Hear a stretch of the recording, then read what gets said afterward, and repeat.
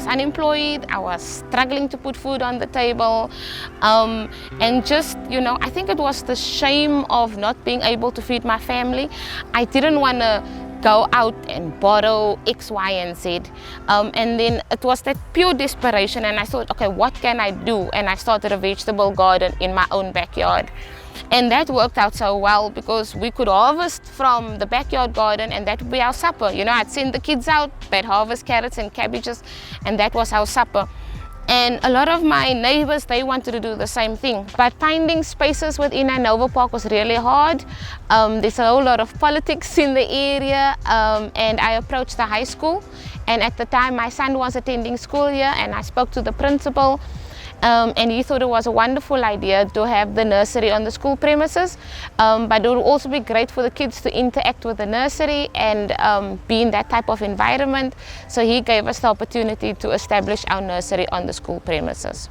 There's certain learners who have issues, sometimes it's discipline issues, sometimes it's social issues, and then the social worker or the teachers will engage with us to have those learners here for a few sessions, and then they'll get to interact and be active with the programs that we have here. So either they'll be planting, or they'll be clearing, or they'll be transplanting in the urban farm. It depends, but it's good space for them to kind of vent sometimes, or just to relax. It's a different atmosphere to school, but we also do this because sometimes when a learner gets suspended, the area is not conducive for that learner to be in that environment. So if they can't be in a classroom environment and they're suspended from school for being aggressive or whatever, this is just a nice place to kind of relax and just unwind, and it keeps them busy during that time.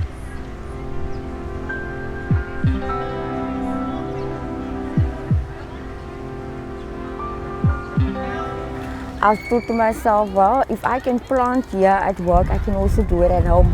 I thought it was like, it's going to be a mission, but it's not, because I've learned also that you can plant in tires, in crates, whatever you can get your hands on, just to plant something, a vegetable or even a fruit that will sustain your family, because nowadays vegetables, it's very expensive. I speak to my plants. I don't know if it's a good thing or a bad thing. People might say I'm crazy. I don't care, because I know at the end of the day it's growing and it's like enormous.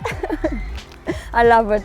So whatever I pick here or whatever I harvest here, it goes home, I do it immediately, and I could say, this is my hands, I grew this. You're eating, family eating from my hands, and that's a wonderful feeling.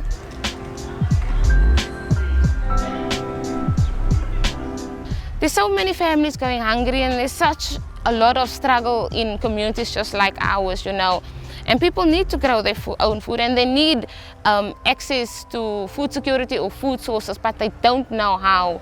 Find land spaces available and help communities and help people and organizations grow their food. I think it's very important. Schools, especially schools, have such a lot of unutilized spaces at their disposal.